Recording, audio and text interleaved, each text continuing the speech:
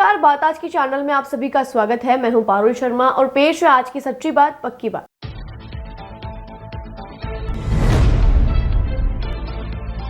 लोकसभा चुनाव के मद्देनजर अजमेर जिले में राष्ट्रीय मतदाता दिवस समारोह का आयोजन, लगाई गई प्रदर्शनियां, अधिकारी रहे मौजूद।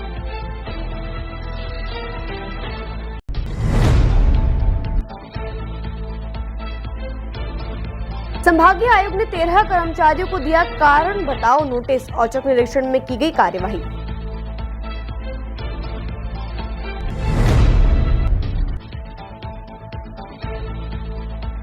छब्बीस जनवरी को बांटने के लिए नगर निगम ने बनवाए 1000 किलो देसी घी के लड्डू। हर साल ही बांटे जाते हैं लड्डू।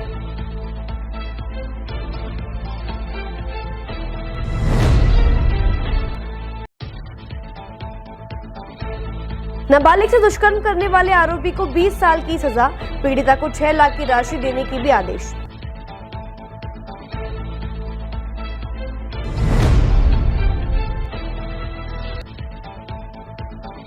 नागफनी में अवैध गैस रिफिलिंग करने वाले पर डीएसओ की कार्यवाही, 17 सिलेंडर किए जब्त।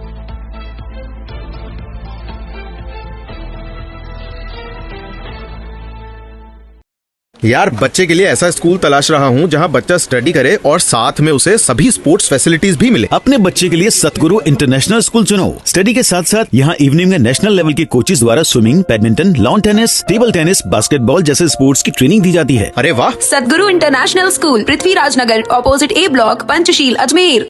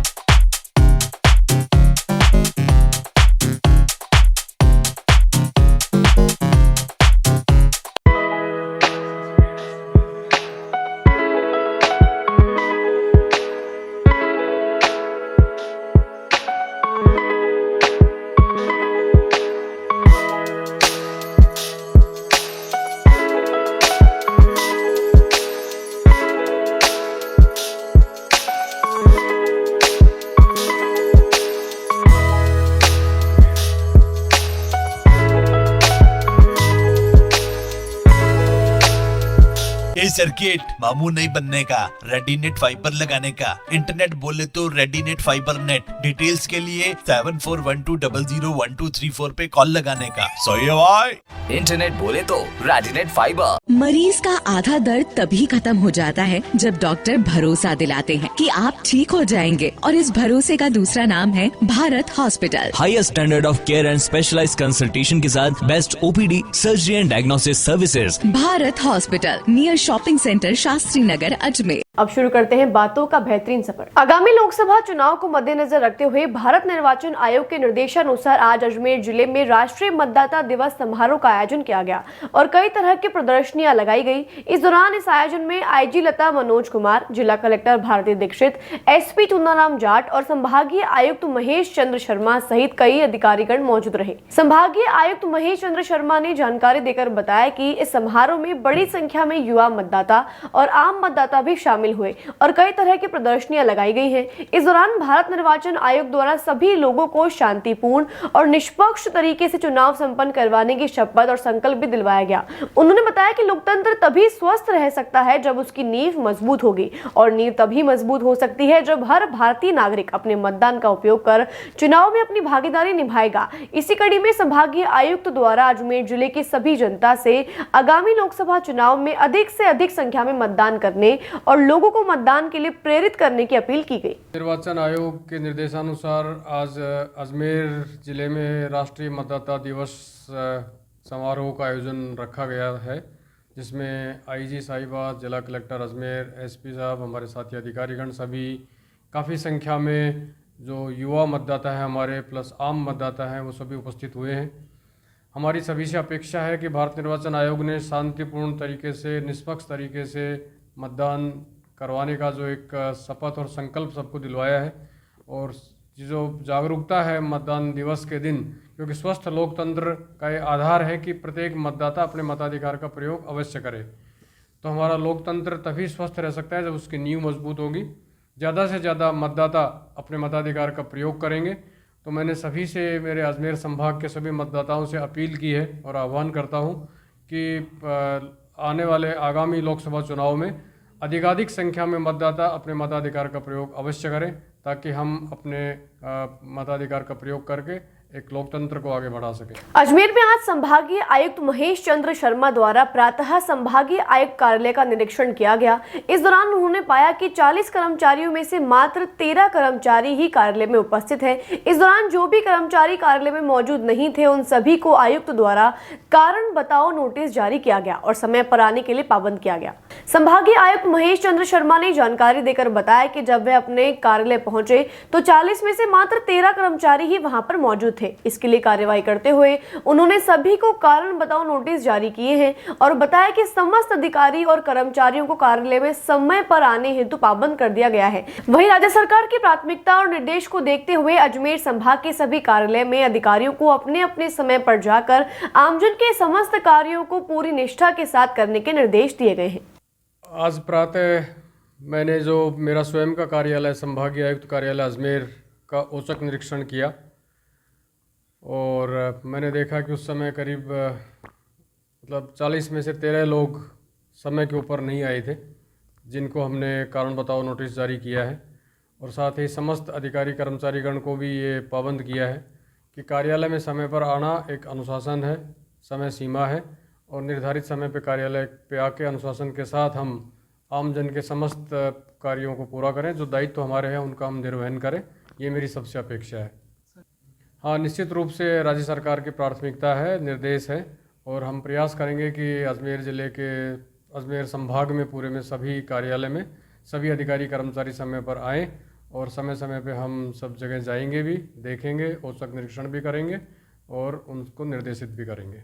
अजमेर में हर वर्ष की भांति इस वर्ष भी नगर निगम की ओर से 1000 किलो लड्डू बनवाए गए हैं, जो कि पुलिस लाइन ग्राउंड में होने वाले गणतंत्र दिवस समारोह कार्यक्रम में वितरित किए जाएंगे। साथ ही हाई सिक्योरिटी जेल और निगम के सभी कर्मचारियों को भी बांटे जाएंगे। राजस्व अधिकारी पवन मीणा ने बताया कि गणतंत्र दिवस पर वितरित किए जाने वाले लड्डुओं में उच्च गुणवत्ता वाले सामान और देसी घी का उपयोग किया गया है, और उन्होंने बताया कि 25 जनवरी को इन लड्डुओं की सप्लाई समारोह स्थल पर कर दी जाएगी और आयोजन की समाप्ति के बाद सभी को लड्डुओं का वितरण किया जाएगा। निगम अजमेर के द्वारा हर वर्ष की जो भांति इस वर्ष भी जो 26 जनवरी जो हमारा गणतंत्र दिवस है उसके उपलक्ष्य में यहाँ पर हमारे द्वारा 1000 किलो की सामग्री से लड्डुओं का भी निर्माण कराया जा रहा है, जो कि हम 26 जनवरी के ऊपर जो पुलिस लाइन के अंदर जो हमारा मेन जो हमारा जिला स्तरीय जो हमारा कार्यक्रम होता है उसको जैसे जो उसके लिए है, साथ में जो हाई सिक्योरिटी जेल है, जो सेंट्रल जेल है और जो वो नगर निगम का जो हमारा परिवार है, जो हमारा स्टाफ है, उनके लिए ये है।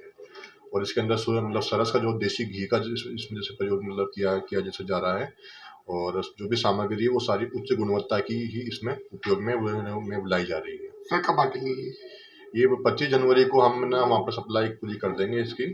26 जनवरी को जो भी वहाँ पर जो भी उपस्थित होंगे उनमें ये वितरण किया जाएगा। वहाँ सर कहाँ बनाई जा रही है? ये हमारे जो हमारा नगर निगम का जो हमारा परिसर है, इसी में यहाँ पर हमारी देखरेख के अंदर ही इसमें जैसे बनवा रहे हैं। और इसका जो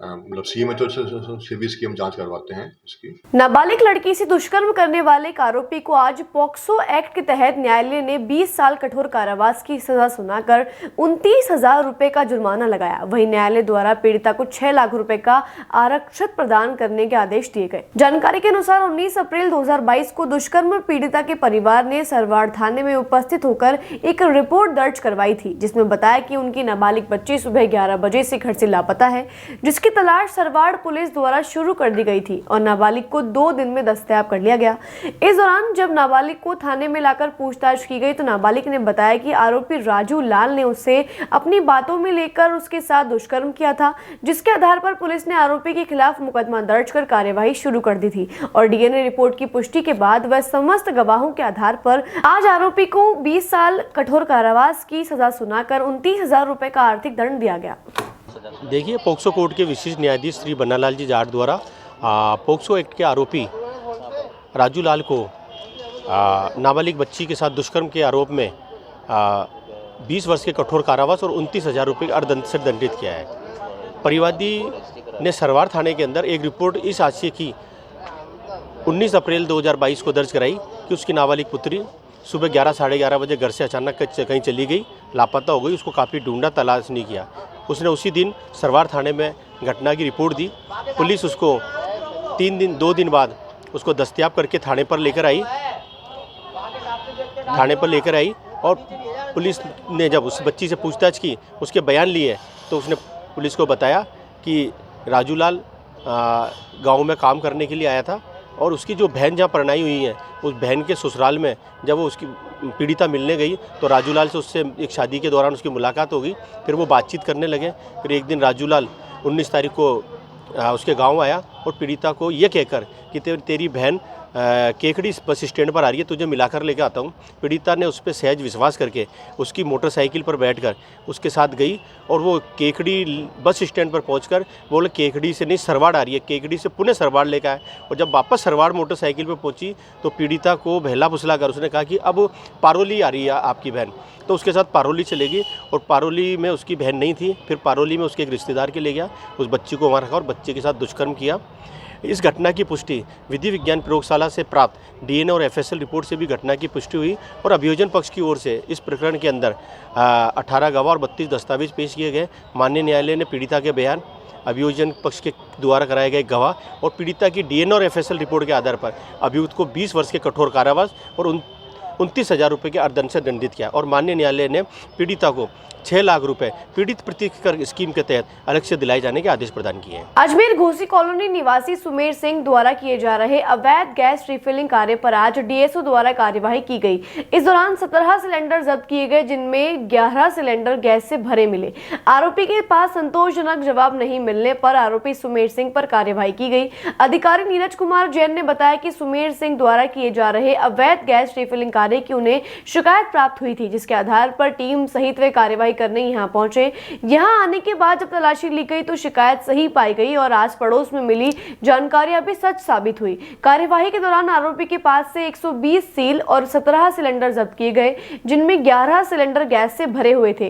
इस आधार पर आरोपी सुमेर सिंह के खिलाफ कार्यवाही की जा रही है। हमें कल डीएसओ ऑफिस में ये शिकायत प्राप्त हुई थी कि घोसी कॉलोनी में सुमेर सिंह नाम का व्यक्ति यहाँ पर अवैध गैस रिफिलिंग का काम करता है, जबकि पास में भैंसों का वाड़ा है। और यहाँ पर जब हम आए तो हमें 17 सिलेंडर प्राप्त हुए, बरामद हुए, जिसमें से 11 भरे हुए थे। वो छोटे में से बड़े सिलेंडरों में भर के इसका कारोबार किया जा रहा है। हालांकि हमें आज कोई बैन नहीं मिली, जिसकी शिकायत भी थी, लेकिन 17 सिलेंडरों की मौजूदगी का सुमेर सिंह के पास कोई जवाब नहीं था। उससे ये सिद्ध होता है कि शिकायत सही थी, क्योंकि एक आम आदमी के पास 17 सिलेंडरों का कोई काम नहीं होता है। इसके अलावा हमें यहाँ सील मिली हैं, 120 सीलें हैं। इससे ये पता चलता है कि ये आदतन इस चीज़ का कारोबार कर रहा है। उन्होंने अपने बयान में भी वो स्वीकार किया है कि वो 1.5 महीने से इस कारोबार में है। क्या नाम है? सुमेर सिंह नाम है उसका। ये यहीं का रहने वाला है और ये जगह उसने किराए पे ली हुई है। ये कुछ छोटे सिलेंडरों को बड़े में भी करता है, गाड़ियों की रिफिलिंग भी करता है। हालांकि आज नहीं मिली, लेकिन ये बात सही है कि रिफिलिंग करता है। हमें अनौपचारिक बातचीत में पड़ोसियों से ये भी ज्ञात हुआ है। नहीं, वो उन्होंने शायद कुछ होशियारी करके मशीन को गायब करा दिया। ओवर रेट ही करते हैं ना ये लोग। ये उसको या तो ब्लैक करेंगे, क्योंकि इनके पास तो उपलब्ध है घरेलू गैस सिलेंडर। अभी 907 रुपये का रेट है। अगर ये 1050 में बेचते हैं तो 100-125 रुपये कमा लेते हैं। कमर्शियल भी सिलेंडर इनके पास मिले हैं, 2 बिल्कुल सील्ड हैं, जबकि ऐसी इनके पास कोई गतिविधि है ही नहीं कि इनको कमर्शियल सिलेंडर का कोई काम हो। इससे सिद्ध होता है कि शिकायत सही है। बातों को देते हैं हम एक छोटा सा विराम, जल्दी मिलते हैं एक नए सफर पर। यार बच्चे के लिए ऐसा स्कूल तलाश रहा हूँ जहाँ बच्चा स्टडी करे और साथ में उसे सभी स्पोर्ट्स फैसिलिटीज भी मिले। अपने बच्चे के लिए सतगुरु इंटरनेशनल स्कूल चुनो। स्टडी के साथ साथ यहाँ इवनिंग में नेशनल लेवल के कोचेज द्वारा swimming, badminton, lawn tennis, table tennis, basketball जैसे स्पोर्ट्स की ट्रेनिंग दी जाती है। अरे वाह! सदगुरु इंटरनेशनल स्कूल, पृथ्वीराज नगर, ऑपोजिट ए ब्लॉक, पंचशील, अजमेर।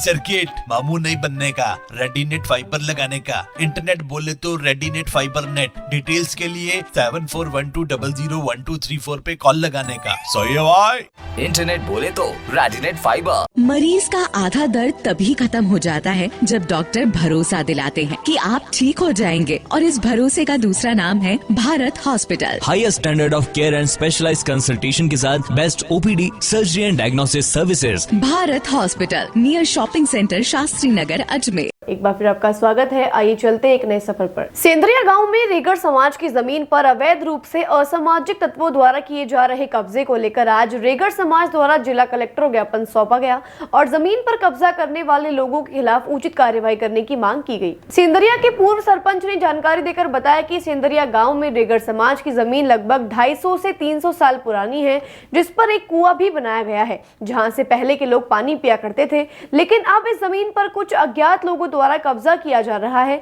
और इस जमीन पर बनाई हुई बाउंड्री को भी तोड़ दिया गया है, जिसे लेकर आज जिला कलेक्टर को ज्ञापन सौंपकर उचित कार्रवाई करने की मांग की गई है।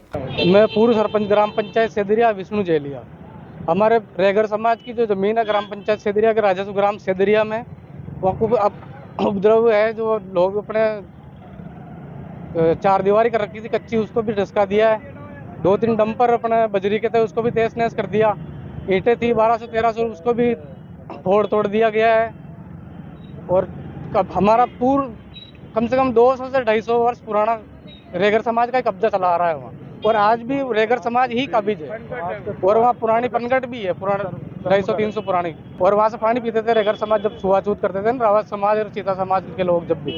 तो हमारे 250-300 वर्ष पुरानी कब्जा हमारा ही है, कुआं हमारा, और कुआं भी हमारा खुदा हुआ है रेगड़ समाज का ही। ये दूसरे समाज वाले जैसे रावत समाज हुए, वो उन पर कब्जा करना चाह रहे हैं। नाम है उसमें एक तो सूरज दूधा, एक मोनू बीरम, एक धर्मासुआ। इन्होंने जेसीबी लगाकर वो हटा दी उस दीवार बाउंड्री को। ये रावत समाज के लोग हैं। अजमेर की पुरानी मंडी स्थित एक क्रॉकरी शॉप में देर रात को भीषण आग लग गई। आग इतनी जबरदस्त थी कि देखते ही देखते पूरी दुकान को आग ने अपने चपेट में ले लिया। क्रॉकरी दुकान में लगी भीषण आग से पूरे क्षेत्र में हड़कंप मच गया।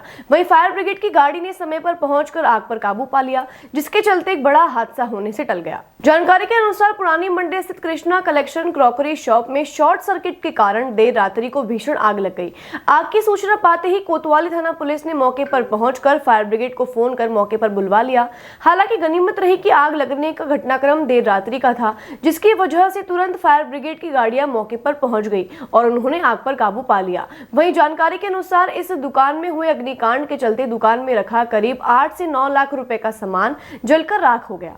सूचना ये मिली थी, पुरानी मंडी कस्तूरी साड़ी के पास में लॉर्ड कृष्णा क्रॉकरी की दुकान है, वहाँ पे आग लगी है। और हमारे को पता था कि ये पतली गलियों के अंदर है, तो फायर ब्रिगेड को ये बताया कि छोटी गाड़ी भिजवाएं, और फायर ब्रिगेड ने 2 गाड़ियाँ भिजवाई, छोटी और एक मीडियम। और मीडियम को भी आने में दिक्कत आई, क्योंकि दुकानदारों ने ऊपर छज्जे जो है लगा रखे हैं। आग पे काबू पा लिया है, स्थिति कंट्रोल में है।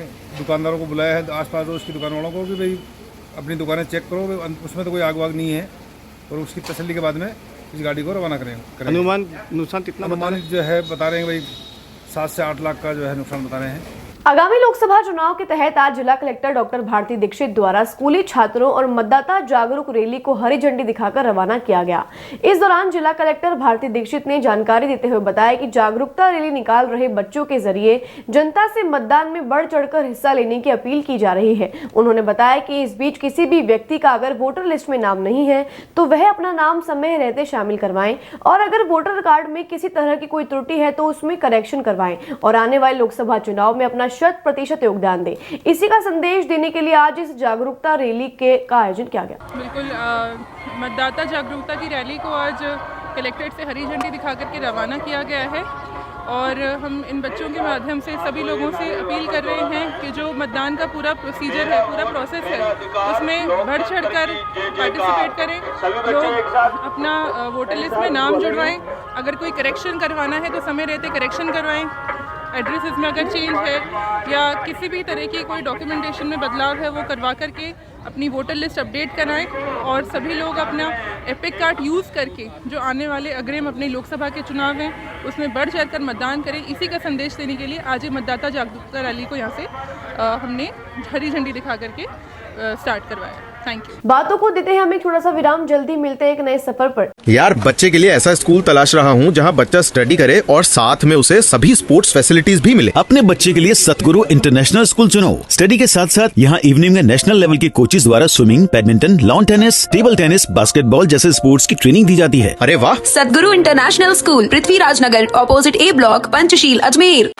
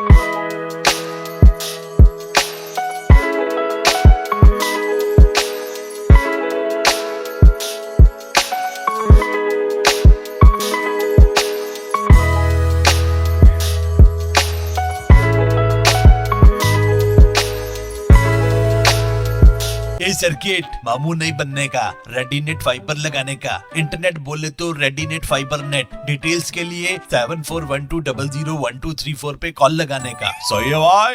इंटरनेट बोले तो रेडीनेट फाइबर। मरीज का आधा दर्द तभी खत्म हो जाता है जब डॉक्टर भरोसा दिलाते हैं कि आप ठीक हो जाएंगे, और इस भरोसे का दूसरा नाम है Bharat hospital. Highest standard of care and specialised consultation के साथ best OPD, surgery and diagnosis services. Bharat hospital, near shopping centre, Shastri Nagar, Ajmer. एक बार फिर आपका स्वागत है। आइए चलते हैं एक नए सफर पर। Ajmer police line parade ground में बुधवार को गणतंत्र दिवस की तैयारियों को लेकर अंतिम रिहर्सल किया गया।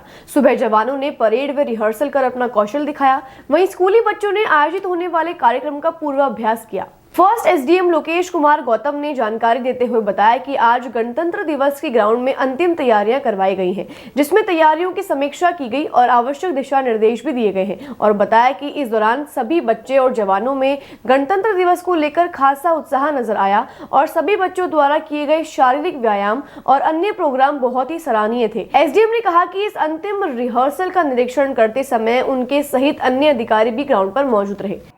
सर्वप्रथम तो अपने परसों मनाए जाने वाले गणतंत्र दिवस की आपको सभी को शुभकामनाएं, सभी नगरवासियों को, अजमेर ज़िले में सभी को शुभकामनाएं। और जैसा कि आपको विदित है कि गणतंत्र दिवस से 2 दिन पूर्व रिहर्सल किया जाता है ताकि तैयारियों की समीक्षा हो सके और यदि कोई आवश्यक निर्देश दिए जाने ज़रूरी हो तो वो निर्देश दिए जा सके। उसी क्रम में मैं एडीएम साहब और एडीएम सिटी और एसडीओ साहब यहाँ उपस्थित हुए हैं और वाकई परेड बहुत अच्छी रही। बच्चों ने भी बहुत उत्साह से परेड में और बैंड वादन में भाग लिया। बच्चियों की सांस्कृतिक शारीरिक व्यायाम के जो कार्यक्रम प्रस्तुत किए हैं वो बहुत अच्छे हैं और कुछ जो है व्यवस्थाएं, चूँकि मेरे लिए पहला गणतंत्र दिवस होगा या कोई आयोजन होगा तो उसमें कहाँ क्या व्यवस्थाएं हैं वो देख करके फिर उसको यदि कोई कमी महसूस हुई तो उसके निर्देश देके उसे पूरा कराया जाएगा और आशा है कि हम सभी जो है बड़े उल्लास और गरिमापूर्ण तरीके से अपना अगला जो गणतंत्र दिवस मनाएंगे। अजमेर में ख्वाजा मोइनुद्दीन चिश्ती के 812वें उर्स में आने वाले ज़ायरीनों की ठहरने की व्यवस्था चूड़ी बाजार स्थित सेंट्रल गर्ल्स स्कूल में करवाई गई थी, जिसके चलते बाहर लगने वाले ठेले चालकों को हटा दिया गया था। लेकिन जब ठेले चालकों को सूचना मिली कि सभी ज़ायरीन वापस अपने घर लौट गए हैं तो उन्होंने निगम अधिकारी से चूड़ी बाजार में ठेला लगाने की अनुमति मांगी, लेकिन वहां पर नो जोन बोर्ड लगा दिया गया है, जिसके चलते सभी ठेले चालकों ने विरोध जताया और निगम अधिकारियों से बात की। ठेले चालकों ने बताया कि अधिकारी द्वारा चूड़ी बाजार में ठेले लगाने का एक टाइम निश्चित कर दिया गया है, जबकि जो समय प्रशासन द्वारा बताया गया है वह उनके लिए काफी कम है। उन्होंने बताया कि इतने कम समय में ठेले चालक अपना सामान भी व्यवस्थित नहीं कर पाते हैं जब तक बाजार बंद होने की स्थिति बन जाती है। इसी संदर्भ में राजस्व और निगम अधिकारी पवन मीणा से बात की गई, लेकिन पवन मीणा द्वारा शाम 6 बजे से टाइम निर्धारित कर दिया गया है और कहा कि अगर स्थिति सही रही तो ठेले चालकों का समय आधे से 1 घंटे के लिए और बढ़ा दिया जाएगा, जिसे लेकर सभी ठेले चालकों ने नाराजगी जाहिर की है। हमारे करीब 81 ठेले हैं यहाँ पे, जिनसे करीब 450-500 लोगों का पेट पालन हो रहा है। अभी जैसे ही जनरली पाकिस्तानी हर वर्ष आते हैं और पाकिस्तानी जत्था ठहरता है स्कूल में, हमें हटवाते हम हटा देते, प्रशासन का सहयोग करते, प्रशासन हमारा करता है। हमने वैसा ही किया, हमने हटा दिया, सहयोग किया। मगर जैसे ही हमने जिस दिन पाकिस्तानी जत्थे का यहाँ से जाने का सुना तब हम लगाते हैं। हम जैसे लगाने लगे तो ये दीवार पे हमने ये लिखा हुआ देखा। हमने कल हाथ जोड़ के सभी व्यापारी भाइयों ने मैडम से संपर्क किया, अपने महापौर मैडम से। महापौर मैडम ने हमें ये कहा कि भाई ये तो 6 बजे का हमने कर दिया है जॉन, मतलब एकदम बिना किसी उसके कि हमने अपने रीज़न पूछा, कारण पूछा। कारण के अंदर हमें ये बताया गया कि भाई यहाँ पे यातायात बाधित होता है, हम ठेले वालों के कारण साहब यातायात बाधित होता है, तो ऐसा किया गया। तो हमने कहा साहब क्या हुआ, या तो आप एक काम करें, हमारे लिए कुछ व्यवस्था बनाएं, भाई लाइनिंग करिए, कुछ करिए, हमें 2 फीट दीजिए, 3 फीट दीजिए। हमने ये बात रखी है अपनी। एक ये, दूसरा हमें कहा गया नहीं 6 बजे का आप है तो आप आगे लगा सकते हो, ये बात मैडम ने हमें कह दिया। तो हमने एक बार सहमति बोले, फिर हम 5-10 दिन बाद हम देखेंगे कि क्या होती है व्यवस्था तुम्हारी, तुम यातायात कैसे रखते हो। तो हमने कहा ठीक है साहब, मगर हमें ठेले तो रखने दीजिए, क्योंकि अगर हम ठेला एक तो 6 बजे महिलाओं का बाजार है साहब, 6 बजे ना पूरा बाजार बंद हो जाता है, पूरे महिलाओं को पलायन होता है। 7 बजे हम बढ़ाना स्टार्ट कर देते हैं, 8 बजे हम अपने अपने घर पहुंच जाते हैं। ठीक है, अब अगर हम 6 बजे खोले हैं, शॉप तो है नहीं कि शटर ऊपर क्या और हमने दुकान खोल ली, हमें जमाना पड़ता है 1.5 घंटा, जमाने में 1.5 घंटा मंगल करने में लगता है। अब हम अगर इस तरह की ये व्यवस्था करें तो कब खोलें कब करें। चलो दूध पानी का पैसा आया कोई बात नहीं, आएगा, हम उसमें भी एक बार मानने के लिए तैयार हैं कि ठीक है साहब, आपने हमें कहा कि हम 10-5 दिन देखना चाहते तुम्हारी व्यवस्था, तो आप हमें देखिए, लेकिन हमें ठेला तो रखने दीजिए। कल जब हम यहाँ ठेला लेके आए शाम को 6 बजे तो देखा तो सब पार्किंग में गाड़ियाँ लगी हुई है सब। अब 6 बजे यातायात विभाग भी नहीं आता है गाड़ी उठाने, हम कहाँ जाएं और कब लगाएं। अब हम या तो उठवाएं, किसी रीज़न से उठवाएं, हाथाजोड़ी करके उठवाएं यातायात विभाग से, तब वो उठाएं और फिर हम कब लगाएं, कब कमाएं। आप किससे मिलना है, क्या परेशानी बताइए, कब बढ़ाएं। पवन मीणा जी से, उन्होंने यही बोला था कि भाई आपका ये 6 बजे का ही टाइम निश्चित है, आपको ये 6 बजे ही आना है और उसके बाद हम आपको देखेंगे कि भाई ये स्थिति आपकी अगर सही रहेगी तो हम आधा घंटा पौन घंटा आपका बढ़ा देंगे। तो मैंने कहा सर आधा पौन घंटे में हमारे बढ़ाने से और खोलने में हमारा तो समय बहुत ज़्यादा लगता है। खोलने में एक पीस को झड़का के हम रखते हैं, हमारे वापस संभाल के सुबह उसी हिसाब से हम जल्दी खोल लेते हैं, तो हमारा तो टाइम ख़राब हो जाएगा। कब हम गिराई करेंगे, कोई वजह है नहीं हमारा गिराई करने की, कोई दिक्कत आती है हमारे तो ये ज़्यादा परेशानी आती है। हमारे साथ में 80 ठेले वाले हैं सब मैडम, सारे। क्या व्यापार करते हैं आप? हम व्यापार करते हैं बैग का, और जैसे कोई चुन्नी का करता है, कोई कपड़े का करता है, कोई फैंसी का करता है, तो ये आइटम हमारा लेडीज़ मार्केट का ही है सारा। अब गुजारा हमारा अभी तो चल ही नहीं रहा, बहुत परेशान हो रहा है। हमारे को यहाँ से लोन भी मिला है नगर निगम से, वो भी हमारा किस्त टाइम पे नहीं पहुँच पाएगी तो फिर हमारे को डिफॉल्ट हो जाना पड़ेगा बैंक से, तो हमारे को कोई पेमेंट का काम ही नहीं होगा ना कोई।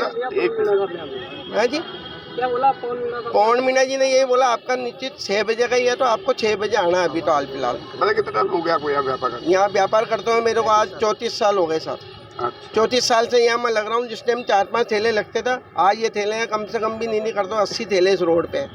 और हम इनकी बात मानते हैं। कोई भी प्रोग्राम होता, कोई भी इनका कार्यक्रम होता, हम अपने ठेले हटा के इनका कार्यक्रम करवाते हैं। अभी क्या कार्यक्रम था? अभी इनका जैसे जुलूस वलूस कोई निकलता है, निगम का कोई प्रोग्राम होता है, कोई स्वागत का होता है, तो हम ये लोग हटाते हैं यहाँ से, इनके कहने से हटाए। और अभी भी यही हुआ था कि हमारे साथ में पाकिस्तानी जत्था आया था, यहाँ रुका था, तो हमारे को बोला भाई ये आया तो 2, 4, 5, 10 दिन के लिए आपको हटाना पड़ेगा। तो हम हर साल हटाते हैं। तो इस साल भी हमने हटाया। और हटाने के बाद जिस दिन ये गया जत्था, उस दिन शाम को इन्होंने बोर्ड पे लिखवा दिया दीवार के ऊपर कि नो पार्किंग और ये स्थिति है और आप 6 बजे लगाओगे यहाँ पे। तो ये स्थिति हो रही है। आगे शिकायत करेंगे? आगे हमने शिकायत तो यहाँ पे करी है और आगे शिकायत कलेक्टर को भी करेंगे शिकायत कलेक्टर को भी हम जाएंगे। हम सब परेशान हैं। एक आदमी का परिवार का कम से कम 5 सदस्य भी हैं, तो वो 5 सदस्यों का पेट हम कहाँ से भरेंगे? कर्जा चुकाएंगे या सदस्यों का पेट भरेंगे? और 2 घंटे में हम क्या मजदूरी कर लेंगे? मजदूरी का काम हमारा होगा ही नहीं 2 बजे। आज के लिए बस इतना ही। कल फिर होगी आपसे मुलाकात। तब तक के लिए दीजिए इजाजत। नमस्कार।